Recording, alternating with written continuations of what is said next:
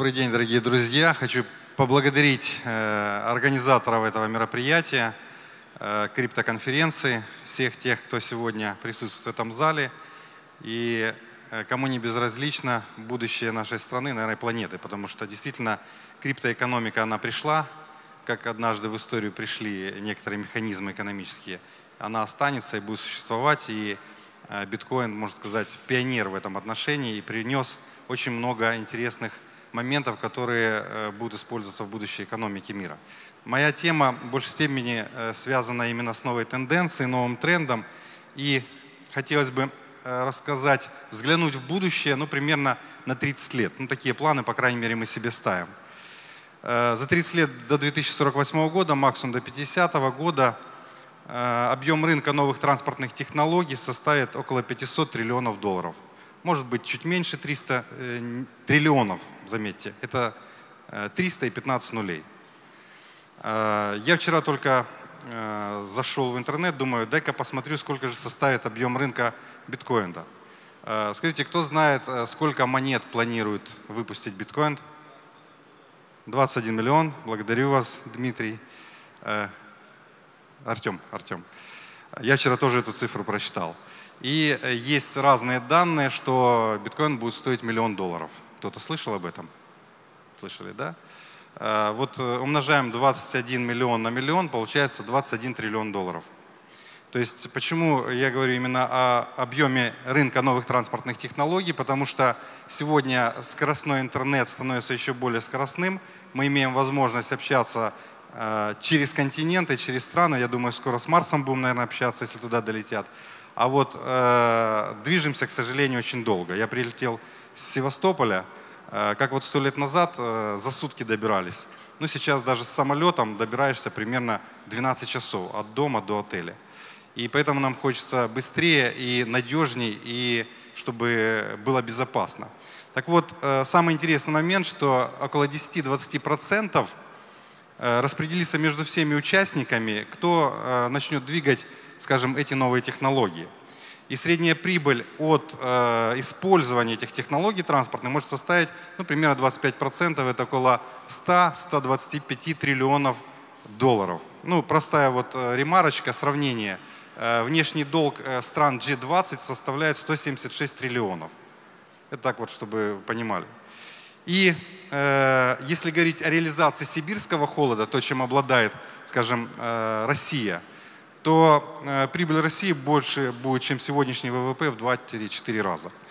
Каким боком, допустим, транспортные технологии и криптосистемы, я так называю это, потому что криптовалюта, она переходит сначала в криптосистему, перейдет со временем, потому что если говорить о взаимодействии между пользователями, нам необходима какая-то система, которая может очень быстро и качественно обработать данные и дать какой-то результат.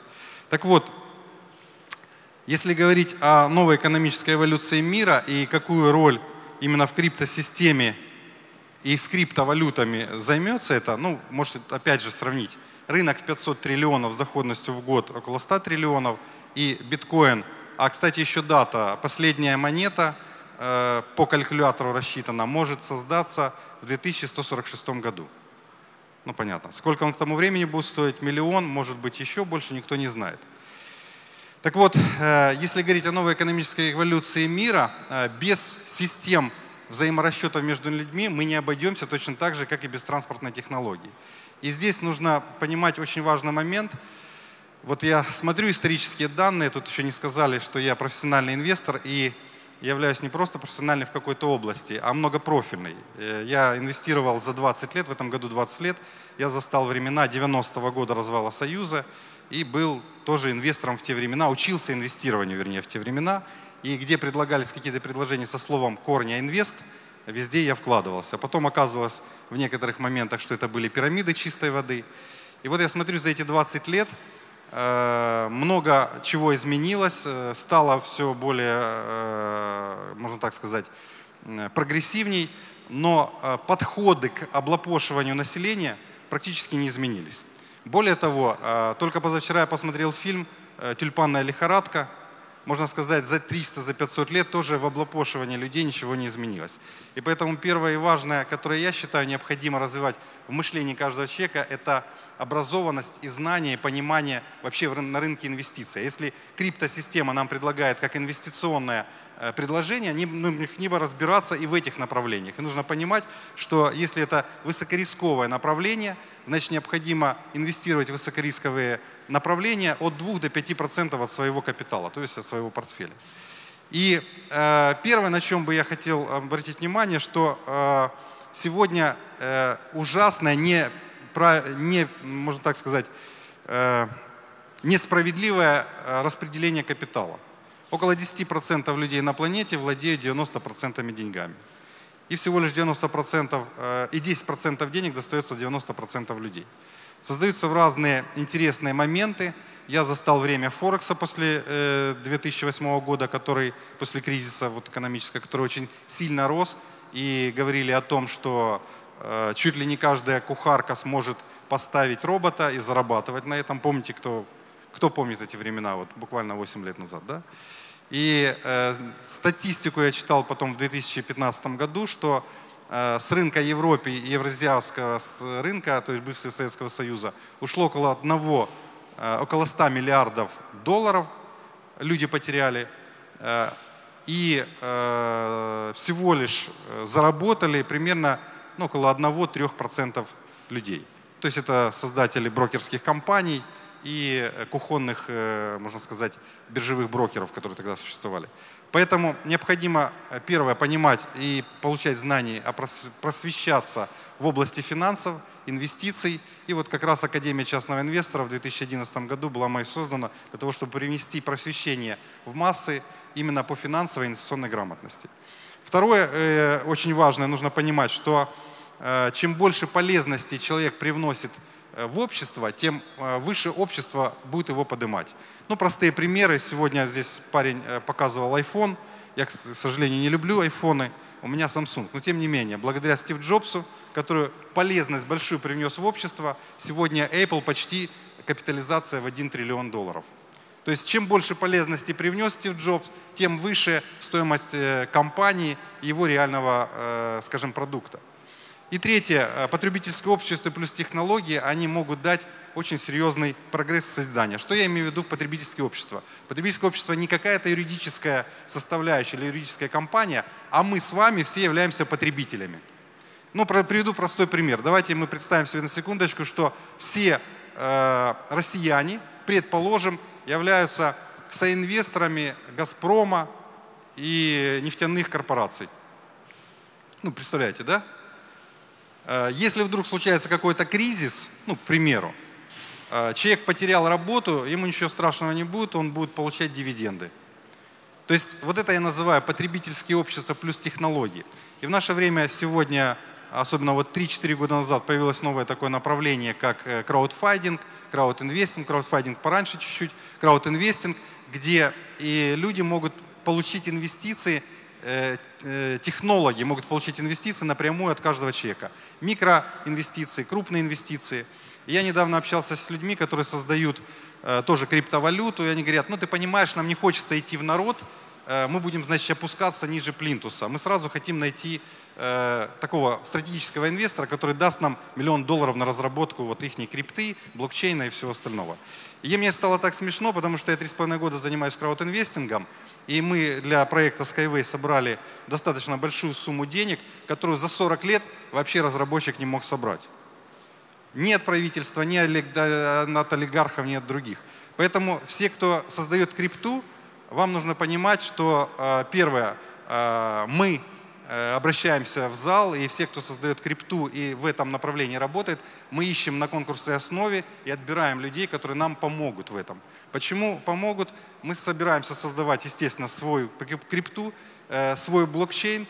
Это не означает, что мы будем там лидировать в чем-то, но я говорил о рынке в 500 триллионов долларов. Он будет однозначно, хотим ли этого или не хотим, точно так, как биткоин есть. Хотим или не хотим, он пришел. Поэтому эти очень важные моменты нужно понимать, что общество потребителей должно, первое, получать выгоды, от новых технологий. Второе. Участвовать в финансовом перераспределении, справедливом финансовом перераспределении. Не какая-то горстка людей заработает. Потому что я предвижу с биткоином? Скажу вам честно, и выступающий, кажется, второй говорил, мне понравилась его фраза, не успел записать. Биткоин – глобальная пирамида. Ну, давайте правде в глаза смотреть, так оно и есть. Как и доллар – это глобальная пирамида. Она узаконенная, конечно же, но это глобальная пирамида. Так вот, любая пирамида рано или поздно может наступить интересный момент, когда она может соскамиться. Разницы нет. Так вот, если есть технология, в основе технология, и технология, которая востребована населением планеты, то эта технология будет, ценность этой технологии будет расти. Ну, простой пример приведу. Кто работает на фондовых рынках? Поднимите, пожалуйста, руки. Ну, или знаком. Какой самый ведущий индекс мировой? Dow Jones, совершенно верно. Что входит в основу Dow Jones? Это транспортные компании. Dow Jones был создан, когда активно строили железные дороги в Соединенных Штатах Америки, и тогда в этот индекс вошли транспортные компании и промышленные компании, которые составили именно индексную корзину индекса Dow Jones. Поэтому, хотим или не хотим, нужно понимать, что есть система, которая взаимообмен осуществляет между всеми пользователями, то бишь потребителями, нами с вами. И второй момент, который нужно понимать, это то, что если нет реальной технологии, которая поддерживается всеми людьми, то рано или поздно это может быть пузырь, который вот передо мной выступающий хорошо продемонстрировал с шариком. Далее, если говорить о, скажем, почему пришел в мир, скажем, краудинвестинг ближайший, примерно 3-4 года назад, то давайте вернемся к истории. 20 век, он был прорывным, и если появлялся какой-то разработчик, я приведу пример на Николаса Тесли. Кто помнит такого разработчика уникального? А кто знает Николас Тесла? Не автомобиль Тесла, а разработчик, да? Который давал дешевое электричество вообще людям, свет дешевый. Так вот, в чем особенность? Если крупный капитал инвестирует в разработчика, и вдруг та разработка, которую разработчик делает, не отвечает интересам крупного капиталиста, он эту разработку прекращает. Многие знают, что есть технология, разработанная двигателей на воде. Кто слышал об этом? Есть даже, говорят, на сибирские наши кулибины, которые уже сделали эти двигателя, но они запрещены. В Европе говорят, даже если ты едешь на не том топливе, которое должно лицензированное быть, могут посадить даже. Ну, в тюрьму могут посадить за это. Если же технология применяется крупным инвестором, и она может быть востребована, посмотри, какой интересный момент получается. Значит, он дает деньги ему, затем эту реализацию проекта осуществляется этой технологией. Потом, когда реализация произошла и воспользовались все люди в мире, он выпускает ее на рынок. То есть он выпускает ее в толпу.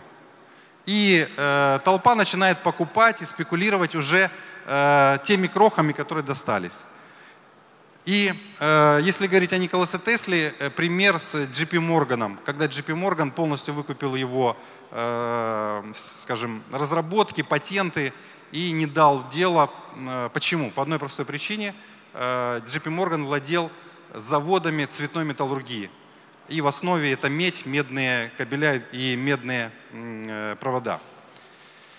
Далее, если предположить, что разработчик обращается к людям, кто сколько дает, без разницы сколько. Ну, давайте простой пример приведу. Кто слышал эту историю, что Apple организовали 3 друга, профинансировали. Стив Джобс, Стив Возняк и Рон Уэйн. И Рон Уэйн через примерно месяц или 3 пришел и говорит: я хочу вернуть свои деньги, я не верю в ваше предприятие. Кто слышал эту историю? Слышали, да? Так вот, 10% тогда это $800 стоило. Сегодня оценивается, ну, примерно, если капитализация под миллиард, то вот примерно $100 миллиардов. То есть $800 превратились в 100 миллиардов. Но благодаря чему? В основе реальная технология и спрос, который есть у населения, поэтому капитализация компании выросла. Поэтому, если кто-то хочет что-то разработать, и ему нужны деньги для внедрения разработки, он может обратиться к людям. напрямую сегодня через интернет свободно это можно сделать. А и как я консультирую некоторых людей, которые организовывают компании, я всегда задаю вопрос: ты, говорю, не боишься фейсом торговать? Он говорит: не понял. Я говорю: ну ты если обращаешься к людям, ты в первую очередь должен сказать, что это я беру у вас деньги, они берутся на это, и показать на что. Если ты вдруг не хочешь показать свой фейс, то это первое говорит о том, что ты будешь заниматься кидалово. Поэтому для меня, как для профессионального инвестора, если человек хочет от меня получить денег, он обязательно должен показать, кто он, где он живет, вообще кто он такой, на Ютубе хотя бы несколько страничек у него, в интернете хотя бы YouTube должен быть. Если этого нету, то тут уже вопрос. Особенно если разработчики всяких IT-направлений, это очень интересный момент для быстрой реализации вашего проекта. И опять же, с примером компании Ocpulse, если вы помните, обратился на краудфандинговую компанию Kickstarter, получил за несколько часов больше $1 миллиона. То есть доказательства есть. И вот по этой технологии, скажем, по технологии краудинвестинга, который может стать в основе экономической эволюции мира, не революции, заметьте, а эволюции, может развиваться любой сектор направления экономики. Научно-производственный сектор, недвижимости, образовательный, строительный, сельскохозяйственный, транспортный. Естественно, и криптосистема мировая, она может развиваться по такому же принципу. И опять же, выступающий передо мной говорил, что биткоин не упадет, если все люди планеты будут его поддерживать. Если же все начнут забирать свои деньги, как происходит, когда рынок падает, то, естественно, часть людей, которые сегодня обеспечивают ликвидность биткоина, а кто-то верит, наверное, что он децентрализованный. Вот лично я с опытом 20 лет в инвестировании не верю, что он децентрализованный. Вот просто не верю. Если сегодня любой хакер может хакнуть, извините, там, пентагонскую программу, любой банк, то уж, извините, криптовалюту можно хакнуть, как два пальца об бетон. И поэтому он 100% контролируемый, он 100% централизованный. И для чего он сделан, ну еще непонятно. Действительно, может быть, какие-то блага у того вот разработчика японца, которые дать новую систему. И, как вы слышали, я задавал вопрос второму выступающему, мы сегодня нуждаемся в том, чтобы переводить большие деньги из одной страны в другую, потому что банковский сектор нам не дает это делать. То есть банковский сектор в лице финансового мониторинга, он полностью блокирует все операции. Более того, я говорил об этом 3 года назад, кто слышал мои видео, есть на YouTube. Говорю сейчас, что в ближайшее время вы заработаете миллионы долларов, ну, сможете на каких-то направлениях, но банк может не дать вам эти деньги и скажет: а докажи, что эти деньги честные. И Трамп недавно подписал вот указ о том, что если доллары находятся на счетах и в ближайший год хозяева этих долларов не докажут, что эти деньги честные, они все заберутся в Фонд развития Америки. Я читал статью нашего автора, одного из российского, за полгода до выбора президента в Америке. И вот мы сейчас видим этот элемент. Так вот, криптосистема, она может стать такой спасательной вот переходящей палочкой для реализации и внедрения новых технологий в мире. И в каких секторах еще может работать новая экономическая эволюция мира? Ну, предположим, есть альтернативная разработка каких-то технологий.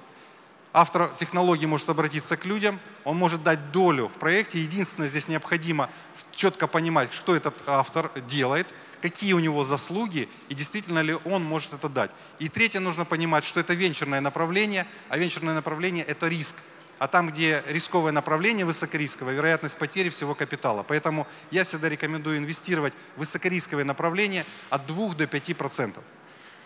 И таким образом, любая реализация проекта может быть только лишь благодаря тому, что мы все потребители хотим альтернативную какую-то технологию, и мы этим будем пользоваться. А если еще здесь и будет учетно-расчетная единица в виде криптосистемы определенной, то мы от этого сможем получить еще выгоды. Почему?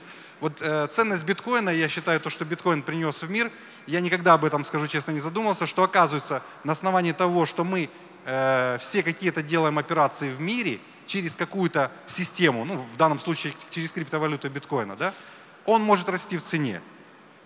То есть вот это, конечно, ноу-хау, и для меня, как для инвестора, это стало открытием примерно вот полгода назад, что благодаря вот этой технологии блокчейн можно действительно повысить стоимость единицы взаимообмена между людьми.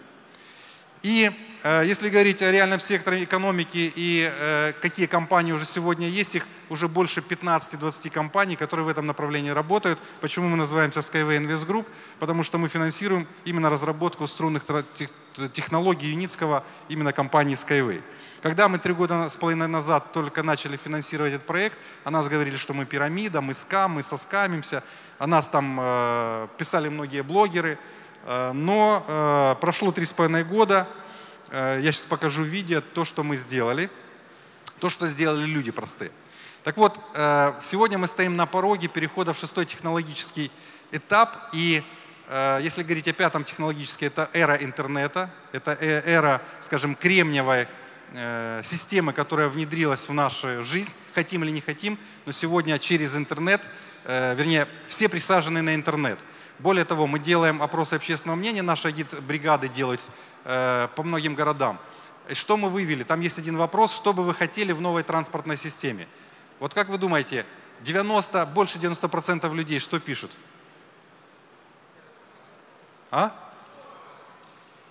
Нет? Вот здесь сказал на первом ряду мой коллега: интернет. Высокоскоростной интернет. Мы хотим в новой транспортной системе, где бы мы ни ездили, чтобы был высокоскоростной интернет. О чем это говорит? Что мы сегодня хотим или не хотим, но воспользовались интернет-системами, и мы без них уже сегодня как без рук. Это и работа, и заработок, и все остальное. Так вот, благодаря технологии Skyway, которая может стать основой экономического развития, не только транспортные технологии второго уровня могут развиваться. Это может развиваться в строительной сфере, абсолютно новое строительство, более дешевое, чем сегодня существует. В социальных сферах, в финансовой сфере сегодня уже мы видим, что биткоин и многие криптосистемы, они поддержаны именно людьми. Да, ликвидность обеспечивают пока еще какие-то товарищи финансовые воротилы, но тем не менее поддерживаются людьми. В услугах и производстве, в автоматизации. Инновационная транспортная система Skyway с рынком в $500 триллионов, она уже пришла. И вот то, что мы сделали за 3,5 года, пожалуйста. Вот есть ролик. Я предлагаю буквально 3-минутный ролик посмотреть.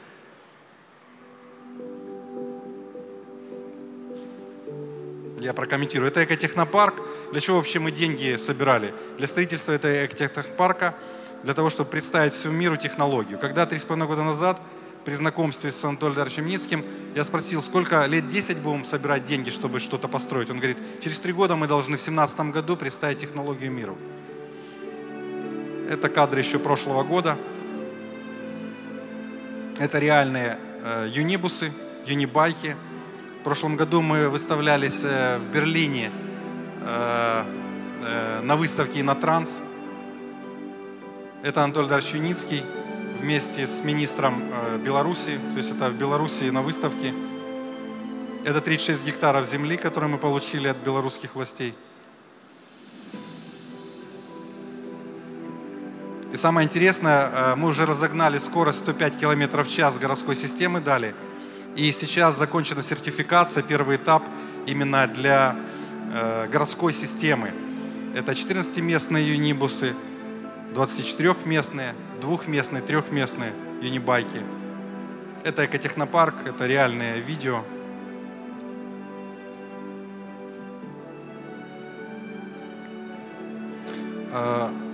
Недавно, общаясь с одним разработчиком криптосистем, я задал вопрос, говорю, слушай, а вы задумались о том, что, предположим, нужна будет потребность, чтобы операций в секунду было, примерно 7 миллиардов. Он говорит, а зачем так много? Биткоин там делает, вот мы видели, да, статистику. Visa, MasterCard делает там 25 тысяч. Зачем столько много? Но когда население планеты будет расти однозначно, и через 30 лет оно будет примерно 15-20 миллиардов, может быть такое, что в секунду, а мы будем пользоваться через интернет, необходимы такие системы, которые будут действительно давать без торможения 7 миллиардов запросов в секунду обрабатывать. Это реальный юнибус, юнибайк, вернее, 2-местный.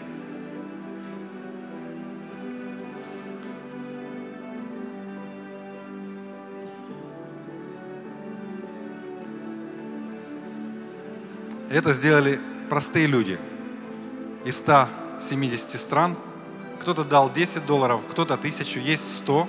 Здесь есть инвесторы, которые дали больше 300 тысяч. И мы задавали вопрос, почему к нам не заходят миллионы. И столкнулись сами с теми компаниями, которые у нас есть в разных странах, что банковский сектор полностью блокирует. Когда мы переводим деньги на нашу головную компанию в Беларуси, нам говорят, эта компания очень высокорисковая, и мы не будем рисковать своей репутацией.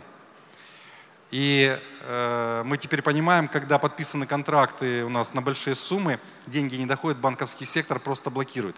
Поэтому система блокчейна и криптосистемы, которые позволят и обеспечат переводы вот эти, они очень актуальны, и они актуальны не сегодня, не завтра, ребят. Они актуальны должны были быть вчера и позавчера. Потому что, чтобы экономику двигать, ну, простой пример я вам приведу. Значит, это городские скоростные, скажем, системы. У нас есть скоростные системы 500 км в час, которые мы уже готовы будем давать в следующем году. И скоростные перевозки грузовые. Так вот, за 100 лет ничего не изменилось. Как с Дальнего Востока месяц грузы и шли, точно так они идут. Когда же у нас за сутки будут грузы идти с Дальнего Востока или с юга, помидоры, огурцы свежайшие, или с Таиланда там кокосы, ананасы и бананы. Так, здесь можно. Это визуализация, это нереально, это визуализация Одесса, Балаклава в Севастополе. Сейчас мы участвуем в конкурсе через Северную, кто в Севастополе, может быть, был. У нас более 50 аван-проектов только по России, которые мы ждем сейчас сертификацию, документную сертификацию, сразу же будем внедрять. И откуда этот рынок в 500 триллионов долларов? Это строительство вот этих вот трасс. Видео можно остановить, давайте мы перейдем дальше, чтобы не задерживать. Вот, да. Вкратце, почему происходит несправедливое перераспределение капитала и 90% населения используют только те технологии, которые, ну, скажем, дают нам ребята, которые я называю финансовые императоры. Первое. Они создали общность, ориентированную на разъединение и национализацию. Это раз. И то, что мы видим сегодня в мире, геополитическая система, она подтверждает этот факт. Второе. Разделение на элитарные страны. Третье, четвертое, других миров. Вот я этого никогда не понимал, почему мы страна третьего мира. А они страна первого мира, хотя они сегодня живут, наверное, хуже, чем мы. И создание и управление образовательной системой ориентировано на управление и подчинению системе, которая не в системе, тот враг. Сегодня тоже мы это видим. Россия не в системе Америки, она сегодня враг почему-то. Да? Вот все страны, которые в ближайшее время, когда статью я читал перед выборами президента Америки, что наступит такой момент, кто жил в Советском Союзе, поднимите руки. Помните, был золотой рубль и деревянный рубль, помните? Так вот, в Америке планируется такая же ситуация. Золотой, обеспеченный золотом доллар, и деревянный доллар. То есть тех долларов, которых сегодня много, и значит, если ваша страна не подчиняется нам, значит, у вас деревянные доллары. То есть мы тут буквально отправили им сколько там миллиардов долларов, всем, кажется, да, поддерживая их экономику американскую, наш Центробанк отправил. Но мы можем стать неугодными. И вот спасением я лично вижу, это вот эти криптосистемы, которые сегодня создаются, и те разработчики, которые уже в этом направлении работают, вам огромное спасибо, благодарность, потому что мы действительно нуждаемся в хороших разработчиках, мы хотим найти, и кто работает в этой сфере, их может привнести. Вот видели сейчас вкратце то, что мы делаем. Обращайтесь к нам. И также можно подробно будет узнать, 9-10 у нас будет конференция, у вас в пакетиках есть наши пригласительные, и есть наш буклетик, вы можете прочитать. И хотел бы сказать, что необходимо, чтобы мы все-таки перешли безболезненно, без революций к новой экономической эволюции мира. Создание общности, ориентированное на объединение, уйти от шаблонов национальности, территориальных принадлежностей и других разъединяющих технологий. Это первый момент должен быть. Второе, понимать, что мы все люди планеты Земля, и нет не Европа и Азия, это вся одна планета. Точно так, какая разница какой-то национальности? У нас у всех одинаковые клетки, одинаковая кровь. Ну, подумаешь, там на 4 группы крови раскинут. Но мы все люди. Подумаешь, мы разговариваем на разных языках.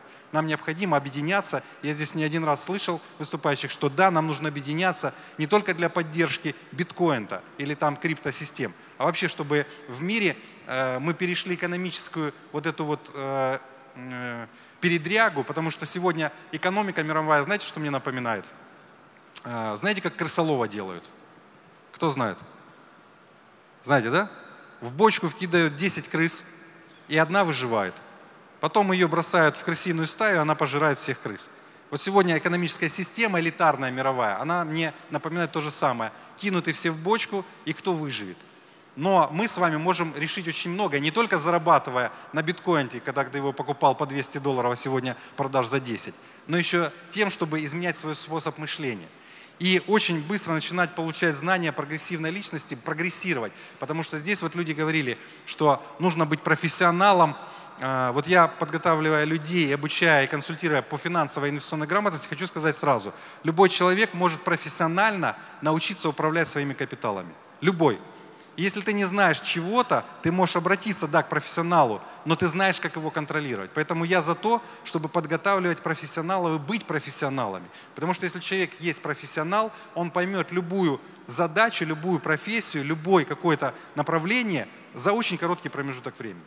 Ну и в конце я хотел бы вам показать это видео, потому что у нас осталось с вами 80, максимум 100 лет.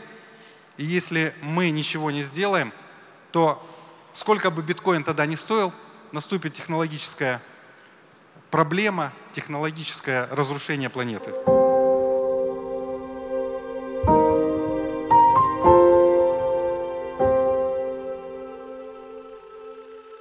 Тысячелетиями наша планета неизменно оставалась гостеприимным домом для всех живущих на ней, восхищая своей жизнестойкостью. 20 век был периодом, который стали называть «великим ускорением». В течение жизни всего лишь одного поколения люди достигли небывалых успехов. Развитие транспорта, средств связи и других технологий привело к беспрецедентным изменениям в экономике. Население Земли с того времени выросло почти втрое. Деятельность человека, образно говоря, надорвала силы Земли, нарушив ее природные циклы. Глядя на урон, нанесенный окружающей среде, становится очевидным, что мы движемся к точке невозврата. Мы стали перед выбором: либо продолжаем уничтожать наше будущее, либо применим альтернативу, к которой должны стремиться все живущие на планете Земля. Применение действительно новых и эффективных технологий, новый жизнеуклад общества, прогрессивные и просветленные люди – это наше спасение.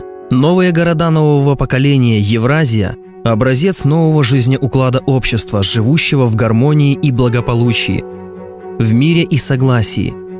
Это новая эволюция мира. Самые большие города с абсолютно новой транспортной системой и новой инфраструктурой, где из Санкт-Петербурга до Владивостока можно будет добраться всего за 20 часов и $200 со всеми доступными средствами связи и жизнеобеспечением, высокой безопасностью и комфортом. Из Москвы в Киев за 2 часа и $20. Из Москвы в Барселону за 8 часов и $100. Из Киева в Анталью за 5 часов и $50. Из Новосибирска в Дели за 12 часов и $150. Из Владивостока в Куала-Лумпур за 15 часов и $200. Из Лондона в Токио за одни сутки и всего за $300. В этих линейных городах будут применены только альтернативные, низкие по цене и обслуживанию источники энергии и переработки, экопоселения и родовые поместья, которые дадут обществу гармоничное развитие вместе с природой. А стоимость жилья 200-300 метров квадратных не будет превышать $50 тысяч, так как будут применяться новые технологии в строительстве и хозяйственной сфере производства. А если работа будет за 500 километров от вашего дома, вы сможете преодолеть это расстояние за 1 час и всего за $8 благодаря новой транспортной системе 2-го уровня. Все это может случиться мирным эволюционным путем, благодаря переходу в 6-й технологический уклад, где технологии станут восполняемыми и экосодержащими, призванные служить человечеству и развитию планеты.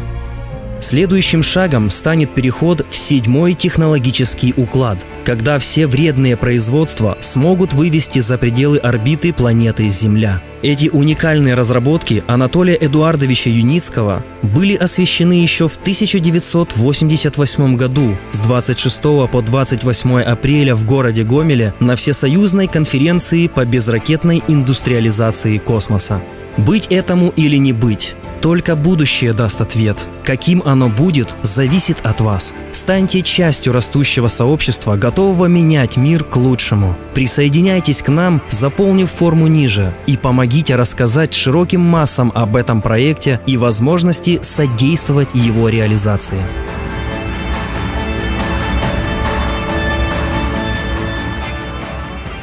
На этом мое выступление все. Также хочу сказать, что со 2 по 8 декабря на Манеже будет выставляться транспортная выставка. Можете прийти и вживую посмотреть нашу модель, не макет, а модели, которые реально ездят. Огромное спасибо всем за внимание. Спасибо. Если есть вопросы, я отвечу. Если есть вопросы позже, у нас есть стенд, можете подойти к нашим промо-консультантам, они вас запишут и сможете прийти в офис и получить все ответы.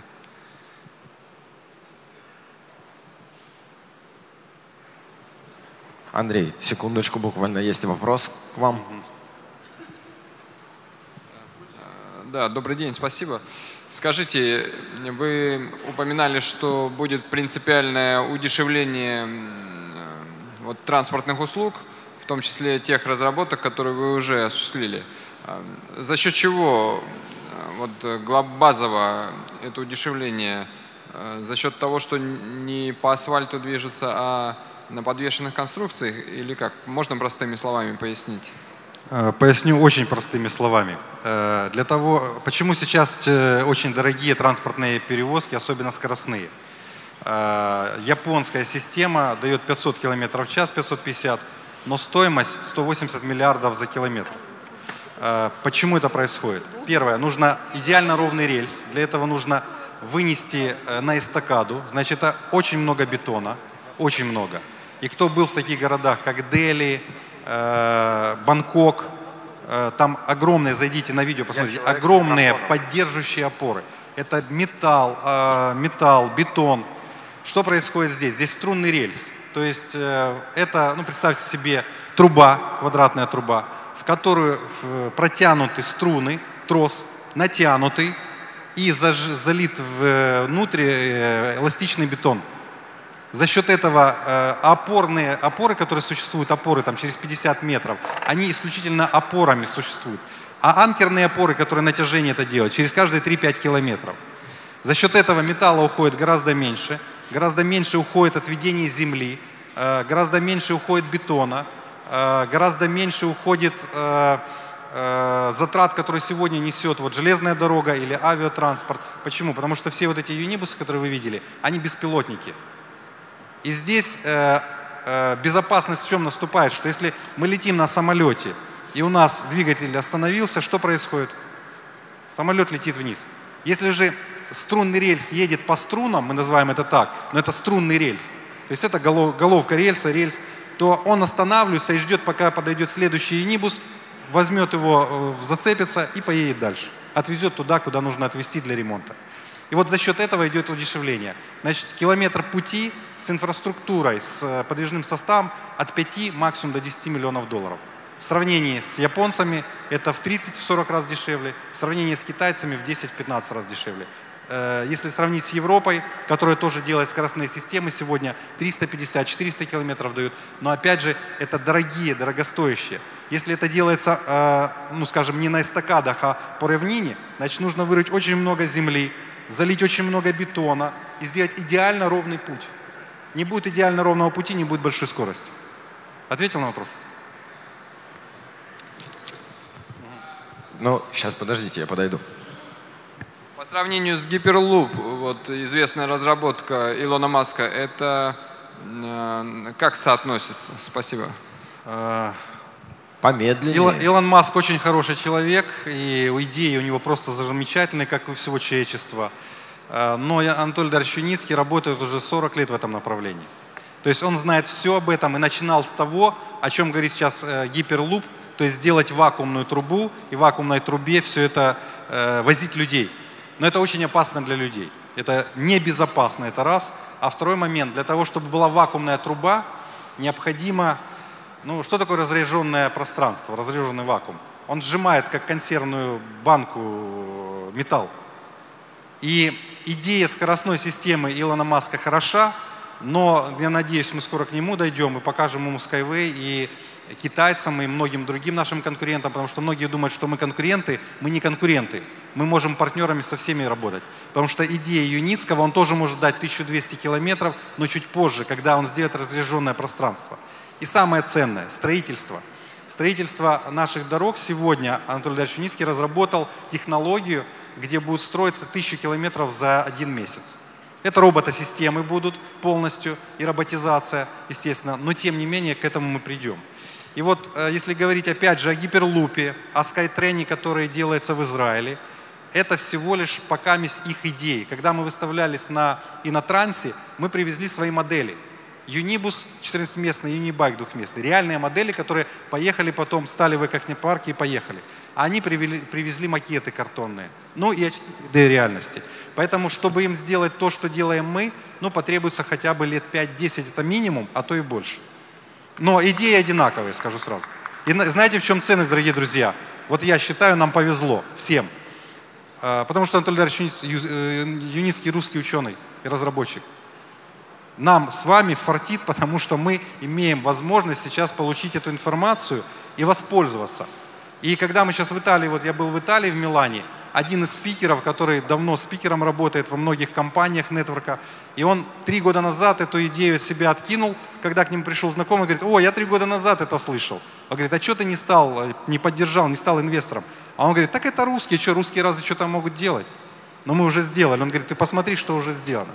Поэтому нам с вами, как говорится, знаете, вот моя такая мечта в ближайшие 2 года, это сделать вот эту сибирскую магистраль, но уже из Skyway Санкт-Петербург-Владивосток. 2 путями.